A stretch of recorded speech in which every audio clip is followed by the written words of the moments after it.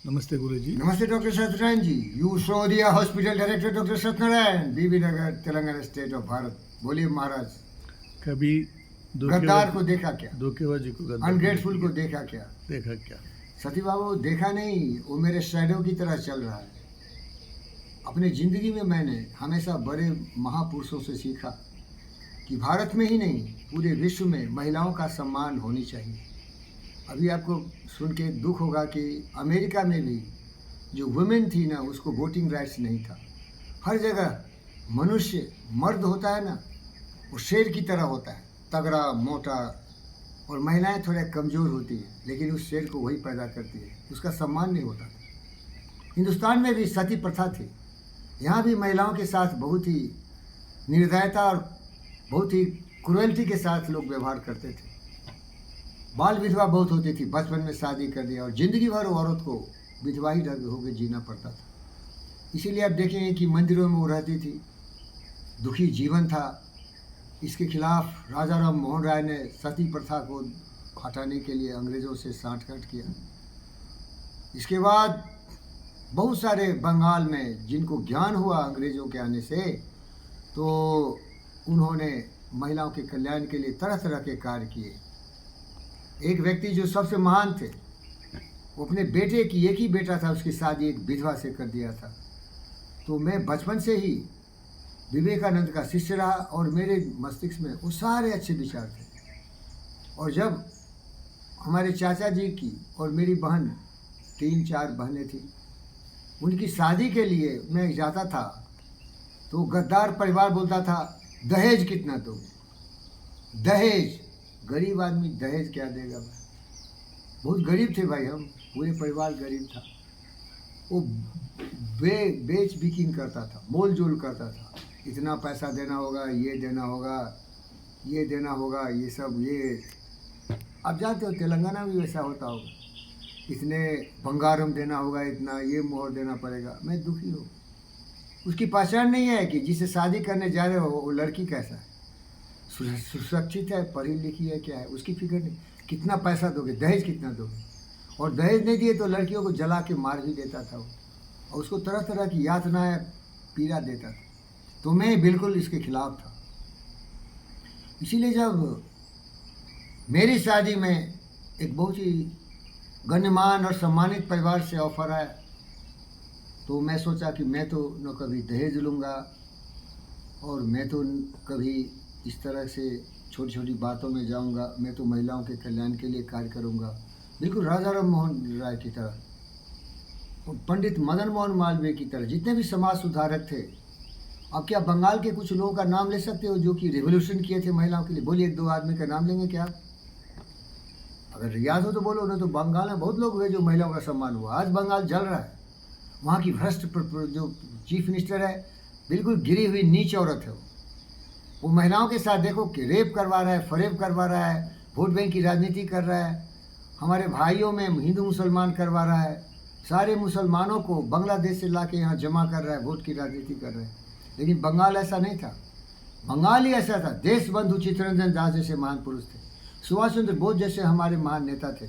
बंगाल हमारे हिंदुस्तान की सबसे प्रगतिशील विचार वालों मनुष्य का एक समूह था, क्योंकि अंग्रेज वहीं आए थे। अंग्रेज से उन लोग सीखे, लंदन में जाकर उन्होंने पढ़ाई की और धीरे धीरे विकास हुआ था। तो मैं सारे प्रगतिशील भावनाओं से प्रेरित था। तो मैं उस परिवार से मंदिर में जाके शादी किया।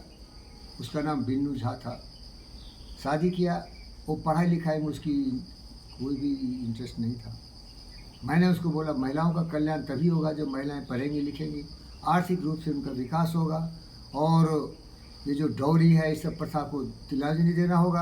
क्योंकि हर घर में जब महिलाएं लड़कियां पैदा लेती हैं, तो आप देखो हरियाणा और उत्तर प्रदेश में तो उसको मार देता है, उसका अल्ट्रासाउंड करा के उसको पहले ही एबॉर्शन करा देता है। आज भी वो दुख है इस संसार में। इसीलिए गवर्नमेंट ने बैन कर दिया है वो सेक्स डिटर्मिनेशन का जो एक प्रोग्राम है। तो मैं सारे महान व्यक्ति हूँ, दुनिया में क्या कहता फिक्र नहीं।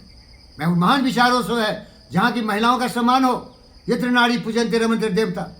इस तरह से उस औरत को जो पढ़ने लिखना चाहती थी, घसीट के जैसे कुत्ते को रोड पर घुमाते हो ना, घसीट घसीट के IIT खड़गपुर तक ले गया और वहाँ से उसको PhD कराया, और IIT का छप्पा लगने से नौकरी भी लगी। लेकिन एक कहावत है, वो खतरनाक कहावत। एक मुनि थे, जंगल में बैठे हुए थे, एक चूहा को देखे कि बिल्ली पीछा कर रही है तो उसको शेर बना दिए। पहले कुत्ता बनाए, बाद में शेर बना दिए। और जब शेर बनाया तो शेर आके बोला कि भाई बहुत कल्याण किया, मैं तो चूहा था, अब तो शेर बना, अब तुम्हें ही खा जाऊंगा। थी ये औरत लगभग वैसे ही है। 25 साल से यहाँ नहीं रहती हूँ, मैं अकेले ही जंगल में रहता हूँ। बिल्कुल। तो दोस्तों, हमारे इस कहानी से अपना काम नहीं छोड़ना। एक और कहानी है, एक महापुरुष थे, नदी में नहा रहे थे, एक बिच्छू आ गया और डूब के मर रहा था, लेकिन उन्होंने क्या किया, हाथ पे उठा के उसको बाहर देखने की कोशिश किया। बिच्छू बार बार डंक मारता था, लेकिन वो महापुरुष पंडित कभी भी बिच्छू को छोड़ते नहीं थे। लोग हंसा, बोला कैसा मूर्ख है यार, बार बार तुम्हें ये डंक मार रहा है फिर भी उठा रहा है। बोला ये मैं पंडित हूँ, मैं हूँ पंडित फकीर योगी वेंद्र योगी, मेरा उद्देश्य है दूसरों को जान बचाना। बिच्छू है, इसका संस्कार है काट लेना। तो दोस्तों, कोई भी कुछ करे, अपने कर्तव्य पर ध्यान दो, अपने काम पर ध्यान दो, परोपकार करो, महिलाओं के कल्याण करो। हर माँ बहन बेटियों को पढ़ाओ लिखाओ और उनको ज़्यादा से ज़्यादा प्रगतिशील बनाओ कि कम से कम उनका दूसरा विनाश नहीं कर सकता। अब ये औरत हम पर शेरनी की तरह दहाड़ती है, हाँ ज़मीन मेरे नाम से, घर मेरे नाम से, सब बेच दूंगा, डरा रहे। हाँ, ये कहानी है, शर्म आनी चाहिए ऐसे। इसका कारण सत्यनारायण भाई बता सकते क्या? अज्ञानता, जिम्मेदारी का अभाव। क्या करो, पढ़ाई लिखाई आदमी को तुम बड़ा छप्पा मारते हो, ये बहुत पढ़े लिखे। अरे चूतिया पढ़ा लिखा कुत्ते, कमीने की औलाद। ये दिव्य ज्योति बुद्धि मेरे दोस्त, बुद्ध कभी नहीं पढ़ा। विवेकानंद भी पढ़ के ज्ञान नहीं लिया, ये सोचने से ज्ञान होता है। बुद्ध ने जब मेडिटेशन किया तो दुनिया के सबसे ज्ञानी हुए, जिसका शिष्य आइंस्टाइन था, साइंटिफिक था। अच्छा बनना चाहिए। अच्छा कौन होता है? पवित्र विचार होनी चाहिए। 10 तो है ना तुम्हारे पास, यामा नियमा, अहिंसा सत्य आस्था ब्रह्मचर्य और परिग्रह, सुरक्षा संतोष तथा स्वाध्याय। जो इस पर अमल करेगा वो जीवन में बहुत ही शांति जीवन जिएगा।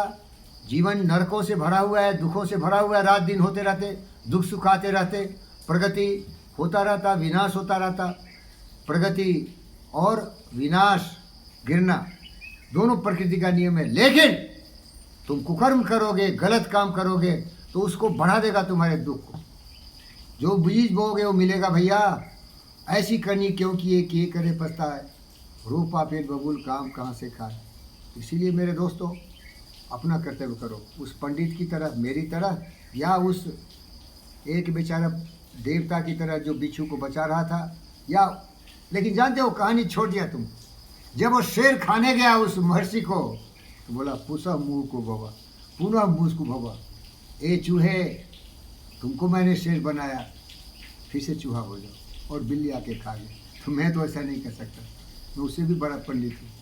मैंने अपना उत्तरदायित्व कर दिया, तुम्हें खाना है खा लो भाई, लेकिन मैं अपना जो हमारा साधु का जो ज्ञान है उसको नहीं छोड़ सकता। मैं तो भला ही करूँगा। हर माँ बहन बेटियों से बोलता हूँ, गद्दारी मत करना, जवान मत चलाना, सोच समझ के बुद्धि से काम करो। घर की पूरी जिम्मेदारी तुम्हारी है। अगर घर में तू काई कलबल लड़ाई झगड़े करते हो तो तुम विनाशकारी हो, शर्म आनी चाहिए। उस कोख को भी तुम कलंकित कर रहे हो जिससे पैदा हुआ, तुम्हें जन्मना ही नहीं चाहिए। ये नारी का बहुत संस्कार होता भाई।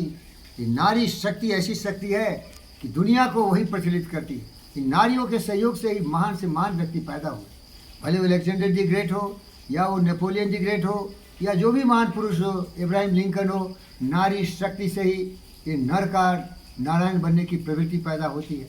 लेकिन ज्ञान नहीं हो तो क्या करो। ओम शांति, धन्यवाद।